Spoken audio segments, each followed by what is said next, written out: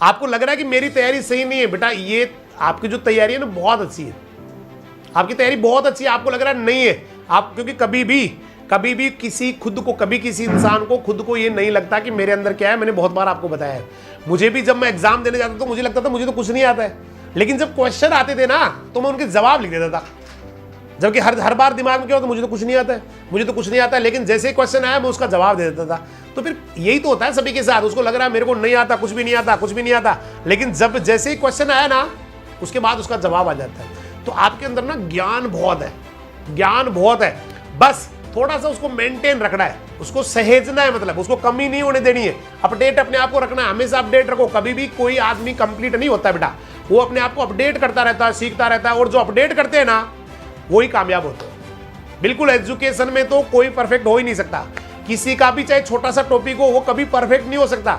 वो कभी एक बुक में पढ़ेंगे तो वहां थोड़ा सा उनको लगेगा ये बहुत हो गया, काफी है, ये सफिशिएंट है, लेकिन जैसे ही किसी दूसरे राइटर की बुक में जाएंगे वहां लगेगा वो तो बहुत कम था। और बुक्स हमेशा ऐसी चीज होती है बेटा, चैप्टर्स हमेशा ऐसी चीज होती है, हर बार नया सीखने को मिलता है, हर बार नए कॉन्सेप्ट क्लियर होते हैं। हम किसी चैप्टर को 10 साल से पढ़ा रहे हैं फिर भी उसमें नई बात सीखते, हर बार नई बात सीखते, हर बार पढ़ाते तो नई बात आती है, हर बार कुछ ना कुछ नया। बस ये अपडेशन ही जिंदगी, अपडेट रखना चाहिए। वो लोग जिंदगी से लुप्त हो जाते हैं, वो जिंदगी से लुप्त हो जाते हैं जो अपने आप को अपडेट नहीं रखते। लुप्त होने का मतलब वो टीचर अच्छे टीचर नहीं रहते जो अपने आप को अपडेट नहीं रखते, वो स्टूडेंट भी अच्छे स्टूडेंट नहीं रहते जो अपने आप को अपडेट नहीं रखते, वो नेता भी, वो लीडर भी लीडर नहीं रहते जो अपने आप को अपडेट नहीं रखते। इसलिए हमेशा अपडेट रखो, कभी भी ये मत मानो कि हो गया, सैचुरेशन आ गया, अब मैं कुछ नहीं सीख सकता, इससे आगे मेरे अंदर कुछ नहीं आ सकता। ऐसा कभी नहीं बेटा, कभी भी ऐसा स्टेज आदमी का आता नहीं है जब उसको लगे कि मेरा सैचुरेशन आ गया, अब मैं कुछ नहीं सीख सकता, मैं सब कुछ सीख गया, ऐसा होता नहीं बेटा।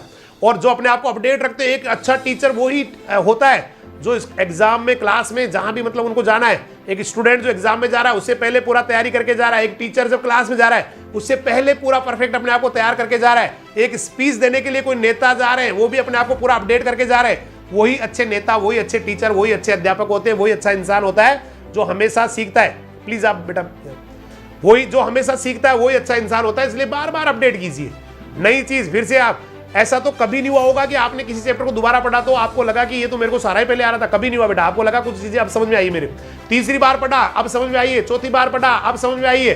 तो बार बार जो है ना आपको उसको रिपीट करना होता है, बार बार सीखना होता है। और एक जो है ना फोकस वही होना चाहिए बेटा, फोकस वही होना चाहिए। कोई भी दुनिया की कितनी भी, चाहे कितनी भी अड़चने आ जाए बेटा, है ना। आपको ध्यान है जब विश्वामित्र जी तपस्या कर रहे थे तो उनको डिस्टर्ब करने के लिए एक मेनका नाम की जो है ना, क्या बोलते हैं उनको, अप्सरा आई, उन्होंने डिस्टर्ब किया। या खूब सारे वहां उस जमाने में ये ऑब्स्टेकल्स थे, है ना। कई बार कहते हैं ना भाई, उस जमाने की अलग प्रॉब्लम्स थी। जैसे कई बार हमारे दादाजी कहानियां सुनाते, हो यार क्या पढ़ोगे तुम, हम लोग ना ऐसे ऐसे पैदल जाया करते थे, 6 से 7 किलोमीटर, 10 किलोमीटर जाते थे। फिर उसके थोड़ा सा आपके पापा जी कहेंगे हम 10 किलोमीटर, 15 किलोमीटर साइकिल लेके जाते थे। तुम्हारे यहाँ बस आ रही है सामने, और हम लोग ना वो करते थे, ये करते थे, हमारे ना कितनी परेशानियां थी, पहनने के लिए कपड़े नहीं होते थे, टिफिन तो हमें कभी घर वाले देते ही नहीं थे, हम तो जो भी मिल गई ठंडी वंडी वही खा के चले जाते थे, और बड़ी प्रॉब्लम्स थी। अब वो दौर अलग था बेटा, आज का दौर अलग है। आज दूसरी परेशानी आ गई, परेशानियां बदली, मतलब परेशानियों का टाइप बदला है, परेशानियां नहीं बदली है। उस जमाने में परेशानियां क्या थी, पहनने के लिए कपड़े नहीं थे, खाने के लिए अनाज नहीं था, पढ़ने के लिए जाने के लिए जो है ना दिक्कतें होती थी, साधन नहीं होते थे, पैदल जाना पड़ता था, पैदल आना पड़ता था, वो संघर्ष ये संघर्ष, इधर से करो उधर से करो, काम में लगे रहो, खेती करो वो करो। आज समस्या अलग हो गई। आज हो सकता है आपको पैदल नहीं जाना पड़ रहा होगा, गाड़ी आपके घर के सामने आके खड़ी हो रही है, स्कूल की या कोचिंग क्लासेस की, जहां भी आप पढ़ रहे हैं। हो सकता है आपको जो है ना कपड़े आपके पास बहुत सारे पड़े हो, कईयों का तो नंबर ही नहीं आ रहा, 1 महीने लगातार पहने तो भी आपकी ड्रेसेस खत्म नहीं होंगी। शायद कभी कभी आपके साथ ऐसा भी हो रहा है, कई बच्चों के साथ, कईयों के साथ और भी कई सारी जो है ना सुविधाएं होंगी, लेकिन प्रॉब्लम्स वैसी की वैसी है। प्रॉब्लम वैसी की वैसी है। पुराने जमाने में लोग, पुराने जमाने में भी नाचते थे, गाते थे, लेकिन वहां पर महिलाएं गाती थी, महिलाएं नाचती थी। आज भी महिलाएं गाती है, महिलाएं नाचती है। हाँ, थोड़ा गाना चेंज हो गया आजकल ना, प्रॉब्लम वो गाना बदल गया, आजकल डीजे आ गया। पुराने जमाने में महिलाएं गाती थी, 2 महिलाएं गा रही है, 15-20 गा रही है, 2 डांस कर रही है, that's the all time, ancient time. फिर उसके बाद टाइम आया जहां मस्की बाजे बजते थे, जहां बैंड बाजे बजते थे, उसके बाद में हम पहुंच गए डीजे के ऊपर, और हो सकता है आगे चल के ना और भी कोई आ जाए। लेकिन बात तो वही है, उस समय भी डांस कर रहे थे, जागरण में नाच रहे थे, वही कर रहे थे, आज भी वही कर रहे हैं। तो ज्यादा चेंज नहीं आया बेटा। चेंज नहीं आया जाता। आज जो है ना ऑब्स्टेकल्स बदल गए। मैंने कहा आज ऑब्स्टेकल्स क्या है? जैसे आप कहे पापा जी से भाई ये होता था वो, तो आप पापा जी से पूछो क्लास में कितने बच्चे थे, तो पता क्या कहेंगे? अरे यार हम तो 10 बच्चे थे। तो पापा जी 10 बच्चे थे, उनमें से एक बच्चा जो है ना, मान लो एक बच्चा या 5 बच्चे नौकरी लग गए। यहाँ तो क्लास में 100 बैठे और 100 के 100 में से आपको 90 ऐसे मिलेंगे जिनके पास मोबाइल है और वो चैटिंग कर रहे हैं, वो फेसबुक चला रहे हैं, वो ये कर रहे हैं, और एक बेचारा, 2 बेचारे, 3 बेचारे पढ़ना चाहते हैं। बताओ कैसे पढ़ सकते हैं? तो वहां की परेशानियां अलग थी, आज के जमाने की परेशानियां अलग है। परेशानियां हर दौर हर उसमें आती है, लेकिन इन परेशानियों को मतलब साइड में करके ऐसे बहुत सारे लोग मिलेंगे बेटा जो 3-3, 4-4 साल तक जो है ना फेसबुक का मुंह भी नहीं देखते। किसी जमाने में वो फेसबुक के एडिक्ट हो गए थे, आदी हो गए थे, लेकिन उसके बाद कहा नहीं, अब तो 2 साल बाद में। मैंने एक एग्जाम्पल स्कूल में दिया था बच्चों को। शंकर चौधरी, डॉक्टर शंकर चौधरी हो गया, मीरापुरा मौजमाबाद का बच्चा है, दूदू के पास मौजमाबाद है, वहां का बच्चा है। 111वीं रैंक थी ऑल इंडिया उसकी, राजधानी स्टूडेंट है, और उसका संघर्ष बहुत खतरनाक है, बहुत खतरनाक संघर्ष है। कभी बाद में बताऊंगा, इतना टाइम है नहीं। मतलब इतनी उस समय डिजीज था, पूरा बीमारी हो रही थी। मैं उसको लेके आया, लेके आके मैंने उसको हॉस्टल में छोड़ा 10वीं क्लास के अंदर। मैंने कहा बेटा पढ़ यहाँ। उसके बाद में उसको थोड़ी प्रॉब्लम हो गई इस तरह से थोड़ा, क्योंकि उसका जो है ना तेल बिल्कुल बंद था, तेल बिल्कुल बंद था, तेल खा ही नहीं सकता था। मेस में तो जो है ना सब्जी बनेगी तो वहां तो थोड़ा सा तेल तो डलता ही है भाई, बहुत ज्यादा तो नहीं होता, लेकिन जो नॉर्मल अपन घर पे डालते वो तो होता ही है। तो उसको 2-3 दिन बाद में फिर परेशानी हो गई। पापा उसको लेने के लिए आ गए, मदन जी सेपड़ साहब, और लेके उसको बिस्तर वगैरह पीछे रख के मोटरसाइकिल पे। आज भी मुझे वो सीन याद है। मैं किसी को मना नहीं करता हूँ बेटा, ये मेरे आप जो बच्चे पढ़े उनसे पूछ लेना, ना तो कभी किसी बच्चे को टीसी के लिए मना करता हूँ। ये राजधानी का उसूल है बेटा, टी बोलने के बाद सी नहीं बोलने देते किसी को, चाहे कितने 20 जने कटाए, 50 कटाए, 100 कटाए। ये पूछ लेना स्टूडेंट्स को, टी के बाद सी तो अगले को टीसी देने के बाद ही। फीस जमा है, बोला जमा है, दे दो जी। कभी मेरे को पूछते ही नहीं, पीछे से काट के देते हैं बाबूजी वगैरह। तो अब मुझे तो कोई दिक्कत थी नहीं बेटा, नहीं सेट हो रहा था, कोई बात नहीं, चला जा। लेकिन वो बच्चा हॉस्पिटल में गया, हॉस्पिटल में जाने के बाद उसके पापा जी का फोन आया कि सर वो वापस आना चाहता है। मैंने कहा भाई घर जाने के बाद में वापस आने वाले छोटे मोटे आदमी नहीं होते। मैंने कहा छोटे मोटे आदमी नहीं होते, मेरे दिमाग में आ गया था छोटा मोटा नहीं है, ये बड़ा विजन है इस बच्चे का, जीवन में अच्छा करना चाहता है, बहुत बड़ी इसके अंदर है। और अंदर से जो है ना इसकी आत्मा ने कहा कि नहीं मुझे जो है ना वहां पढ़ना ही चाहिए। उस बच्चे को फिर हम लेके आगे बेटा, वापस जो है ना उसको लेके क्या पापा छोड़ गए, दूसरी बार पापा छोड़ गए। उसके बाद मैंने उसको थोड़ा सा, मैंने कहा भाई ये बीमार ही है तो मुझे लगा कि इसकी हेल्प करनी चाहिए, अच्छा बच्चा भी है। तो आप बिलीव नहीं करेंगे, सामने घर पे जो है ना उस पर रखा, घर पे ही जो है ना इसको मैंने अलग से, मैंने कहा जो मैडम जी वगैरह माँ वगैरह, मैंने कहा अलग से इसको है ना बना दिया करो, घी से बना दिया करो। मुझे नहीं पता था कि वो बच्चा एक दिन राजधानी का लिए इतिहास बन जाएगा, एक दिन राजधानी के लिए बहुत बड़ी बात हो जाएगी। मुझे उस समय इतना आइडिया नहीं था। उसने 10वीं किया, 12वीं किया, उसके बाद में उसने तैयारी भी किया, 1 साल 2 साल ऐसे तैयारी किया, और हिंदुस्तान की 111वीं रैंक। और उस बच्चे का मतलब ये था, उसने फेसबुक, जैसे अभी MBBS में उसका एडमिशन हुआ तो उस समय उसने फेसबुक पे लिख दिया सॉरी आज के बाद में अलविदा फेसबुक। और बिलीव नहीं करेंगे बेटा, उसके बाद में उसने 2 साल 3 साल बाद में वापस फेसबुक पे लिखा जब उसका डिग्री हो गया, कम बैक ऑन फेसबुक। कितना बड़ा त्याग है बेटा, ऐसा त्याग करना पड़ता है तब जाके बेटा कोई शंकर चौधरी कोई जो है ना 111वीं रैंक प्राप्त करता है। हम लोग नहीं कर पाते बेटा, हम लोग रह नहीं पाते। 1 मिनट बार उठा के मोबाइल चेक करते हैं, व्हाट्सएप पे मैसेज तो नहीं आ गया, हमारे फोटोज को लाइक तो कम नहीं मिल रहे, हमारे ना हमने स्टेटस लगाया उसको कितने लोगों ने देखा, हम लोग रह नहीं पाते उसके बिना। जबकि आपका ये होना चाहिए कि जैसे ही आपका क्लास हो गया ना बेटा, उसके बाद में ये गया मोबाइल साइड में, उसके बाद तो जब क्लास नेक्स्ट आएगा तो ही मोबाइल को देखना है। लेकिन आप किसी को, मैं कई बच्चों को ना व्हाट्सअप कर देता हूँ किसी चीज़ के लिए फोटो, 2 मिनट में जवाब आ जाता है, सर अभी 5 मिनट भेज रहा हूँ। तो इसका मतलब आप बार मोबाइल को चेक कर रहे हैं बेटा। तो उस जमाने की बातें अलग थी, आज के जमाने की बातें व्हाट्सएप, फेसबुक, इंस्टाग्राम, जबकि एक्चुअली आपके लिए बनी नहीं है बेटा। यहां तक ठीक है कि आपको वीडियो भेजना है, व्हाट्सएप कर दिया आपने, यहां तक भी ठीक है कि कोई इंस्टा को जो टेलीग्राम है वहां पर शाम को 1 आधा घंटा अपने क्वेश्चन हल कर लिए। अभी शायद डाल गए होंगे सर क्वेश्चन, मैं उनको बोल के आया था इतने क्वेश्चन डालने हैं, तो यहां तक ठीक है, नोट्स देख लिया वहां तक भी ठीक है। लेकिन आप अगर फिर लेके व्हाट्सएप या फेसबुक पे लगे ही रहते हैं, चैटिंग कर रहे हैं, वो कर रहे हैं, तो ये आपके लिए खतरनाक है। इसका मतलब आप अपने लक्ष्य से भटक रहे हैं बेटा। और लक्ष्य पर जब फोकस कर लेता आदमी, फोकस कर लेता है बेटा, तो गजब कर जाता है। एक वो मानस भाई की एक हिरण वाली कहानी देखना कभी, वो डॉक्टर रमेश यादव राजधानी वाले पे है, बच्चे ने, इसने छोटा सा बच्चा ये वहां बोल रहा है, एक हिरणी की कहानी है जो लोगों ने सुनी भी होगी, खूब चलती है वो, कि फोकस पे क्लियर करने से सारी परेशानियां कैसे मिट जाती है। उस कहानी में इस तरह से है, उसमें एक हिरणी होती है बेटा, हिरणी होती है, नदी पे पानी पी रही होती है, और उस समय उसको ना प्रसव होने वाला होता है, बच्चे को जन्म देने की स्थिति होती है, प्रसव की पीड़ा शुरू हो जाती है, दर्द शुरू हो जाता है पेट के अंदर, और उसको लग रहा है कि उसके सामने ना कई सारी परेशानी आ गई। सामने नदी थी, बहुत स्पीड से बह रही थी, बहुत गहरी नदी थी।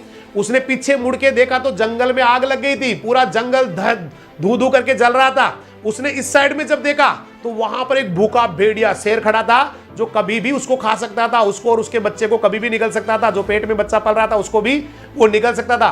उसने कहा इस साइड देखती हूँ, इस साइड देखा तो वहां पर एक शिकारी खड़ा था, बहेलिया खड़ा था, जो तीर लगा के तैयार खड़ा था, और ये हालत थी। बोला क्या करूं, आगे जाऊं, नदी है, पीछे जाऊं, आग लगी पड़ी है, इधर देखूं, शेर, भूखा शेर मेरे को खाने के लिए तैयार बैठा है, इधर बहेलिया भी मुझे छोड़ने वाला नहीं है, तो क्या करूं, क्या मुझे बहेलिया मार देगा, तीर का शिकार हो जाऊंगी, क्या मुझे ये शेर खा जाएगा, भूखा शेर खा जाएगा, या मैं जंगल की आग में भस्म हो जाऊंगी, या फिर इस नदी में बह जाऊंगी। उसने कहा जो होगा सो होगा, इस समय मेरा धर्म है अपने बच्चे को जन्म देना, मेरा फर्ज है अपने बच्चे को जन्म देना। उसने अपना फोकस किया पूरा का पूरा किसके ऊपर, अपने धर्म पे, अपने ईमान पे। जैसे आपका इस समय पढ़ाई ईमान है, पढ़ाई ही धर्म है, आगे बढ़ना, आगे बढ़ने के लिए कोशिश करना ही धर्म है। अगर आपने फोकस किया तो देखिए कैसे आपकी परेशानियां हल होंगी। जैसे उस हिरनी की हो गई, अचानक बेटा बिजली कड़कती है, और उस बहेलिया का जो एकमात्र तीर था जो उसने तान रखा था, वो उस बिजली के कड़कते समय चल जाता है, और चलते ही सीधा वो लग जाता है उस भूखे शेर को। वहीं ढेर हो गया, इधर बहेलिया के पास मारने के लिए कुछ नहीं, उसका तीर यहां से निकल गया, उधर भेड़िया खत्म हो गया। थोड़ी देर में बिजलियां कड़कने लग गई, बरसात आ गई, और पूरी की पूरी जो आग थी बुझ गई। जीवन में ऐसा ही होता है बेटा हमारे साथ। परेशानियां तभी लगती है जब अपने मन को हम भटका लेते हैं, परेशानियां तभी होती है जब अपने लक्ष्य पे कंसंट्रेट नहीं कर पाते, परेशानियां तभी होती है जब हम एकाग्र नहीं हो पाते अपनी प्रॉब्लम के ऊपर, अपनी समस्या के ऊपर, अपने लक्ष्य के ऊपर, तभी परेशानियां होती है। जिस टाइम आप अपने आप को कंसंट्रेट कर लेंगे, पूरा एकाग्र कर लेंगे, एक जगह अपना फोकस कर लेंगे, सारी परेशानियां अपने आप ही हल हो जाएगी। दुनिया में ऐसी कोई चीज नहीं है बेटा जिसका हल ना हो। परेशानी से पहले हल आता है बेटा, हल पहले बनता है, परेशानी बाद में बनती है। कभी कभी जीवन में बहुत सारे ऐसे लोग मिलेंगे। आज ही मैं पढ़ रहा था, एक स्कूल के डायरेक्टर सर ने सुसाइड कर लिया, पारिवारिक कलह से तंग आके। और भी आपने, सुशांत सिंह जी ने सुसाइड कर लिया। अरे बेटा ये कोई लाइफ थोड़ी है, ये कोई हल नहीं है बेटा, ये जिंदगी नहीं है। कायर कहते हैं लोग, थू थू करते हैं बेटा ऐसे लोगों पे। संघर्ष करने के लिए आदमी पैदा हुआ है, जिस समय जन्म लेता है संघर्ष वहीं से शुरू हो जाता है। संघर्ष होता है बेटा अपने आप को कपड़े से कवर करने के लिए। छोटा बच्चा संघर्ष करता है, मेरी माँ मुझे दूध पिला दे। छोटा बच्चा संघर्ष करता है कि मुझे सब कुछ मिले, मेरी माँ का प्यार मिले, वो संघर्ष करता है उसके लिए, रोता है, चीखता है, चिल्लाता है। सुसाइड कभी नहीं करता है बेटा। एक बच्चा बड़ा होने के बाद संघर्ष करता है, मेरा सब अच्छा परसेंटेज बने, मुझे अच्छे कॉलेज में एडमिशन मिले, मुझे नौकरी मिले। हैं जो ऐसा नहीं है कि सारे लोग उसमें कामयाब होते हैं, बहुत सारे लोग हैं जो दूसरी तरफ भी चले जाते हैं। बैक बेंचर्स जो है ना, उनका दूसरा फील्ड होता है, वो तो कई बार उनसे भी आगे निकल जाते हैं जो फ्रंट बेंचर होते हैं। तो इसलिए सबका मुकाम होता है बेटा। और दुनिया में ऐसा कोई समस्या नहीं है, क्योंकि प्रॉब्लम जो होती है ना बेटा, प्रॉब्लम उससे पहले समस्या आ जाती है। हमें लगता है वो प्रॉब्लम है, भगवान आदमी की औकात के हिसाब से ही समस्याएं देता है। नोट कर लेना बेटा इसको, भगवान आदमी को उसकी औकात के हिसाब से समस्याएं देता है। एक मजदूर को ज्यादा से ज्यादा 20,000, 25,000, 10,000, 5,000 का ही नुकसान होता है, क्योंकि भैया वो यही इतना ही सहन कर सकता है। लेकिन एक बिजनेसमैन को 50 लाख का भी नुकसान होता है, 10 करोड़ का भी होता है, क्योंकि उसकी सहने की क्षमता होती है। अगर ईश्वर आपको समस्याएं दे रहा है तो ये मान लेना, ईश्वर आपको जिताना चाहता है, आप आगे ले जाना चाहता है, क्योंकि समस्याएं आदमी की औकात के हिसाब से आती है बेटा। हम तो मजा आता, हम तो हंसते हैं जब भी कोई प्रॉब्लम आती है, मजा आता, हंसते हैं भाई अब आएगा। अब हम नेक्स्ट स्टेप पे आ गए। पहला स्टेप था जहां पर सांप को इजी गोइंग घूमना था। पुराने नोकिया के मोबाइल में देखा होगा एक सांप का गेम आता था, या और भी बहुत सारे गेम होते हैं जहां पहला राउंड इजी होता है, जीत जाते हैं, सेकंड राउंड थोड़ा हार्ड आता है, और थर्ड और आता है। लेकिन जब पूरे सारे राउंड क्रॉस करने के बाद अगर उस गेम को आप जीतते हैं तो मजा ही कुछ और होता है। जिंदगी भी गेम है भाई। यहाँ जितनी जैसे जैसे आप पहले स्टेप पार करोगे, समस्याएं कम रहेगी। 5वीं तक पढ़े, समस्याएं नहीं थी। 8वीं तक पढ़े, थोड़ा बहुत समझ में आया, समस्याएं होती दुनिया में। 9वीं 10वीं में आए, थोड़ा और आए। 11वीं 12वीं में आए, कंपटीशन ज्यादा बढ़ गया है ना, थोड़ा बाहर गए, वहां ज्यादा अच्छे सिलेक्टेड बच्चे आ गए थे। जेट की तैयारी कर रहे हैं, और बड़े बड़े बच्चों से कंपटीशन हुआ। बस यही लाइफ है। आप बार बार ना मोबाइल गेम की तरह 1 राउंड, 2 राउंड, तीसरे राउंड, चौथे राउंड, लेकिन जीत आपकी तय है, बशर्ते कि आप क्विट नहीं करें, मोबाइल गेम को छोड़े नहीं, फिर से लड़े, फिर से दोबारा शुरू कर दे, फिर से। तो यही लाइफ है बेटा। बार बार जो है ना, कभी लगता है मैं हार गया हूं, मैं तंग आ गया हूं, मैं मुझे जो है ना जीना नहीं चाहिए, लेकिन नहीं, ये दुनिया बेटा आपके लिए बनी हुई है, दुनिया आपके द्वारा ही जो है ना ये दुनिया चलने वाली है, आप इस दुनिया के सिरमौर है। इसलिए कभी भी कोई ऐसा डिसीजन नहीं लेना, हमेशा अच्छे करते रहना है। प्रॉब्लम मैंने कहा ना, मजा आता है प्रॉब्लम से जितनी ज्यादा। कभी आपने कभी देखा जो घोड़े रेस में दौड़ते हैं, क्या घोड़े को पता होता है कि मुझे दौड़ने से फर्स्ट का इनाम मिलने वाला है, मुझे मेडल देगा मेरा मालिक और उस मेडल को मैं यहां लगा के घूमूंगा और सबको बताऊंगा देखो ओलंपिक में जीता हुआ घोड़ा हूं, I am the Olympic champion. ना, घोड़े को नहीं पता होता है, वो ओलंपिक नहीं जानता क्या होता है।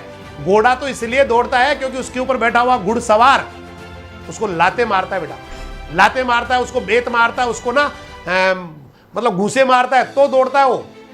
लेकिन जो घुड़सवार अपने घोड़े को सबसे ज्यादा लाते मारता है और घोड़ा भी उसी हिसाब से उस कष्ट को लेने के बाद में, उस कष्ट को भोगने के बाद में पूरी ताकत लगाता है, वही घोड़े चैंपियन बनते हैं। वो ईश्वर पितामह, भाई गुरु भगवान अल्लाह जो भी है वो भी हमारे, हम जैसे हम अपने आप को मान ले घोड़े, हमारे ऊपर वो बैठा हुआ है, लाते मार रहा है, हमें वो लाते मार रहा है, इसका मतलब वो जिताना चाहता है। घुड़सवार इसलिए लाते मार रहा है क्योंकि घोड़े को जितवाना होता है उसको, तो परमपिता लाते मार रहा है, कष्ट दे रहा है, पीड़ा दे रहा है, इसका मतलब वो हमें चैंपियन बनाना चाहता है, नंबर 1 पे लाना चाहता है। इसलिए माय डियर स्टूडेंट्स, कभी भी किसी चीज को ना परेशानी नहीं समझनी है, हर चैलेंज को चैलेंजेज है।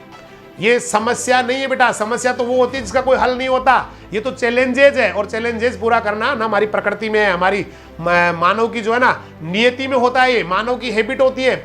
परेशानियों को या प्रॉब्लम को जो है ना, प्रॉब्लम नहीं, मैंने कहा ना पजल समझे, उसको चैलेंज समझे और हर पजल को सोल्व करते जाइए। जब तक पजल आप सोल्व करते रहेंगे, सोल्व होगी नहीं या होगी या नहीं होगी ये बात की बात है बेटा।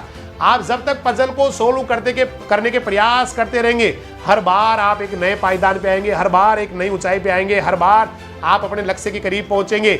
इसलिए चैलेंजेस नॉट प्रॉब्लम, चैलेंजेस और चैलेंज को एक्सेप्ट करना और चैलेंज को पूरा करना, ये मेरी प्रकृति है, ये मेरी नियति है, क्योंकि मैं एक मानव हूं और मानव के सामने चैलेंजेज उसकी नेचर होती है, उसकी आदत होती है। इसलिए बढ़ते रहो आगे, कभी नहीं घबराना, कंसंट्रेट करते रहो, सब कुछ अपने आप सही होने वाला है। जो चीजें आपको लग रही है मेरे पास नहीं है, मेरे पास पैसा नहीं है, मेरे पापा के पास ये प्रॉब्लम है, वो प्रॉब्लम है, मेरे पापा ना मेरे को कोऑपरेट नहीं करते, मम्मी कोऑपरेट नहीं करती, मेरे घर पे वो बीमार रहते हैं, वो रहते हैं, सब एक दिन ठीक हो जाएंगे बेटा, सब कुछ अच्छा हो जाएगा, बशर्ते कि आप अपने लक्ष्य पे कॉन्सेंट्रेट कर रहे हैं। इसलिए be concentrate on your M.